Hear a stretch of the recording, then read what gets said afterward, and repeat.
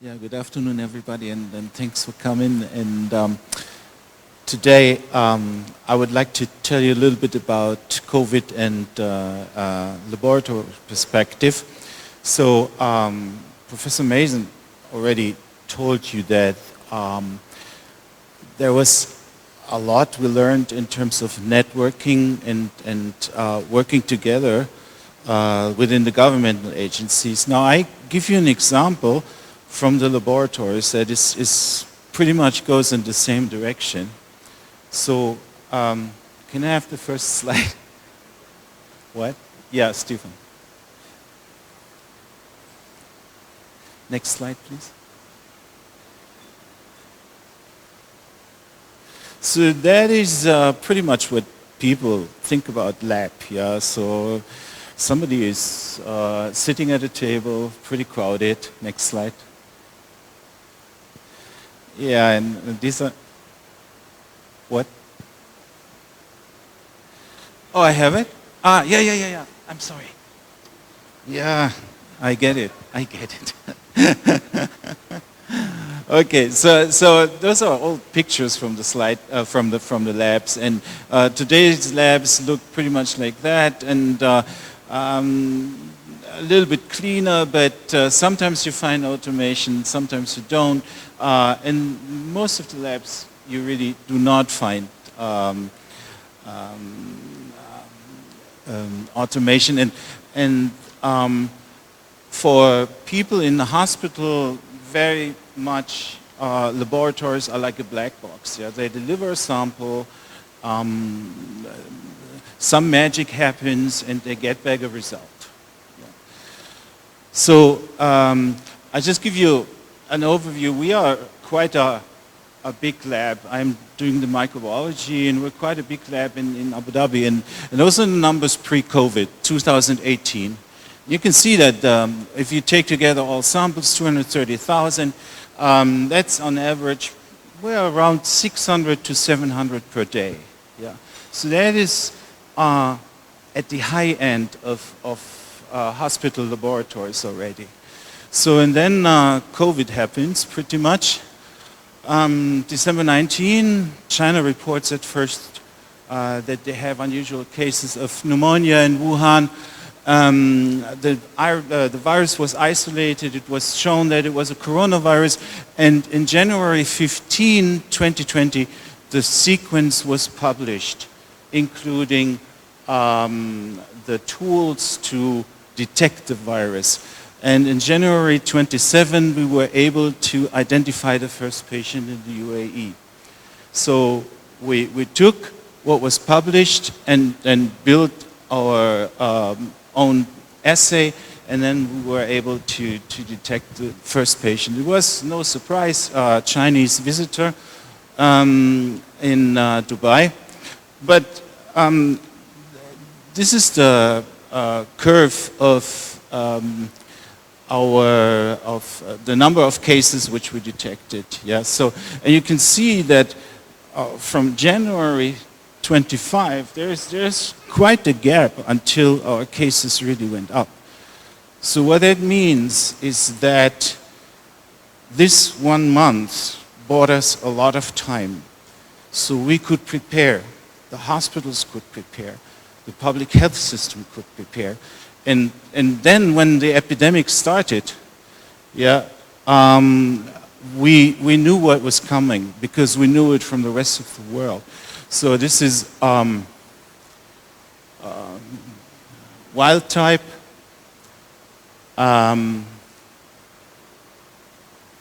the UK type, so alpha, delta, omicron. So those are our waves, and we followed the rest of the world perfectly.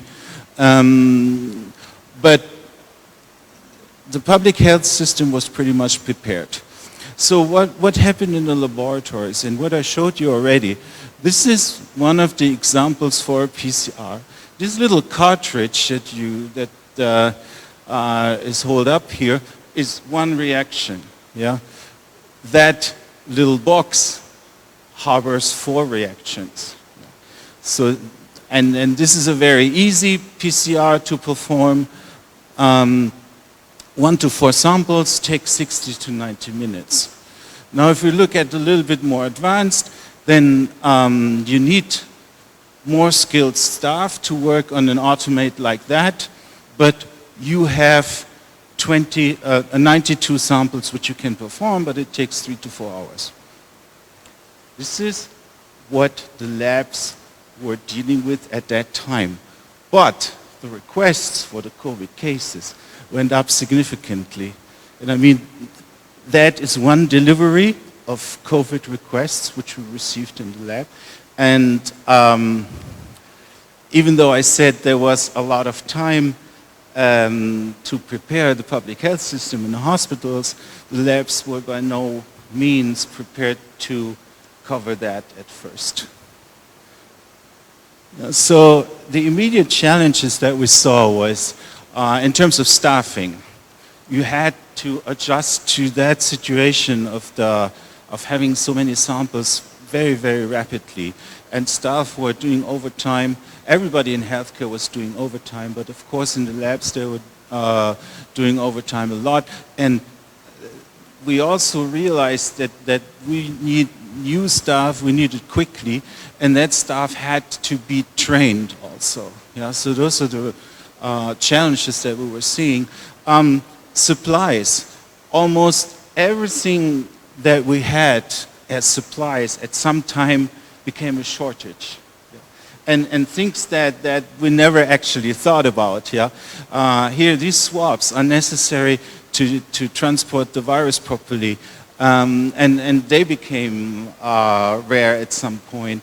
And our purchasing departments really did a marvelous job that these shortages did not have a bigger impact on the public. So kits, of course. Usually a laboratory uses one test kit for a very long time. But what we had to do in COVID was that we had to cycle because the companies were not able to deliver all these kits as necessary.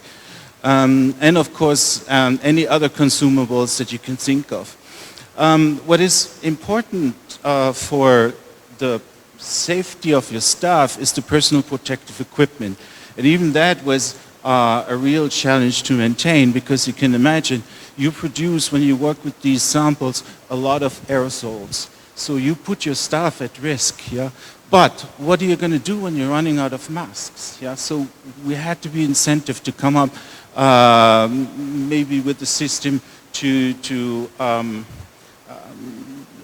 reuse masks, which are usually used for single use. Gloves, you cannot reuse it. But again, the purchasing departments did a marvelous job to overcome these shortages, yeah? Gowns and face shields. And moreover, we knew that SARS is an RNA virus. Now, RNA viruses are a very special challenge for the labs because if you don't transport them right, this RNA is degraded very rapidly. Yeah, so imagine you have these thousands of samples, but if your DNA is degraded, you don't find it anymore. Yeah, in other words, you probably misdiagnose a patient as negative who actually has COVID. So those were the challenges that we were facing, and this is how the testing rate actually went up. So here it's the timeline. Here you see on the y-axis the number of tests per 1,000 in the population, and as you can see, that went steadily up. And the reason for that is that the labs at some point gathered together and said what is necessary to increase their capacity here. And automation is what our solution was to that. So that is, usually PCR is a very manual technology, but also the companies sometimes offer these automates. And for instance, that machine is able to detect 5,000, to perform 5,000 PCRs per day. Yeah, so that was one of the solutions already. The other is that you simply bought more machines, and that's a picture of cooperating lab with us, and you can see each screen represents one machine that can perform about 100 tests per 3 to 4 hours. So we had to industrialize our whole procedures here. So, but don't get me wrong, this was also mentioned already. What you're running into is problems in terms of patient identification. Yeah, so in our healthcare system at SEHA, we have 3 different numbers, and only one of them, the EPI, is the unique patient identifier. Yeah. However, if you go outside that system of the ex-government hospitals, you meet all these challenges that translation from the Arab language is not always unique. Yeah, so it's different what you find in the healthcare system. The birth dates, especially from the older generation, are sometimes estimates. Yeah, so you run across all these 1st of January birth dates, and the only thing that is eventually reliable, and where the country what the country then established, is really the Emirates ID number and the mobile numbers of the patients. So that is what eventually was used to identify the patients. And of course, it's important that the labs standardize their order codes. Yeah? So one order creates a unique number, and then you can follow up your samples. Barcoding is extremely important. You can really speed up your processing time here, and many machines do it by themselves, but we basically did it through the whole healthcare system so that all the samples could be traced, and that means that we were able to rapidly process these items, and the demands became so extreme that we were generally rejecting items which were not barcoded. We also introduced a system of color coding because we saw the demand from our customers that they said, yeah, sometimes I need certain tests back more quickly than others. And so we introduced a color coding system. I mentioned already that the order in the system makes it easier to identify and to trace these samples. We could, for instance, see where is the sample now, how has it been transported, and what was the time frame with that. So the disadvantage of that system, of course, is you have a lot of printers suddenly, and those printers have to be maintained. If the barcode is not printed properly, your machines cannot read it, and you create more time for your text than before. So maintenance of these printers is extremely important. What we learned during this pandemic was that we compartmentalized our work. I said already that it was a little bit industrial style, yeah? And of course it also means that sometimes people work like they were working at a belt, yeah? So only a few steps of the whole workflow then were performed by a single staff member, yeah? Over and over again. And so you need to account for that they are not doing this for a month, but that there's also a rotation, yeah? The transmission of results, you automate this as much as you can, and you know, usually these results go out and somebody looks at it if everything was okay. But what we learned with COVID is that we introduced a process of auto-verification. In other words, if everything went fine according to certain criteria, the results just went out.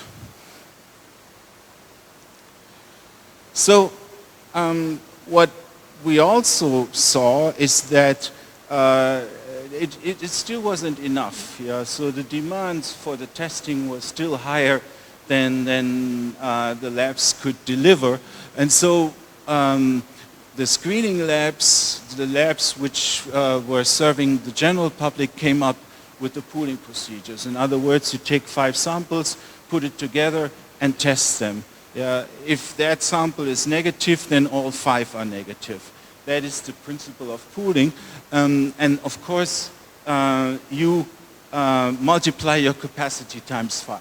And this is what basically saved us in the screening process. However, when you are dealing with patient samples, you shouldn't do that. So we as a hospital lab, we did not pool because you will reduce your sensitivity a little bit. But for the screening purposes, that is still okay and is also recommended by WHO. So, I'm almost done.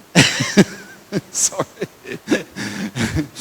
So, even if I'm saying we automate and we have a software, the sheer amount of samples is a real challenge, even for a good program. So the workflow in the hospitals was not optimized for these high numbers, and we don't see this a lot, but it happened that samples disappeared. In other words, we were not able to find samples which were eventually requested, and every lab has that. We try to reduce it close to 0, but it still happened. And the high number of samples, of course, led to a follow-up time that was much higher for a single sample. We had a backlog in the beginning until the labs were all networking together, and that led to a higher turnaround time. And also the time to answer the phone was a lot for the techs, and so we introduced the call centers for this. Reporting is important, so you also have to introduce a network like that. So with the Emergency Operations Center from our institution, there was a reporting at least 5 times daily in high times, and summary reports were sent to senior management and health authorities.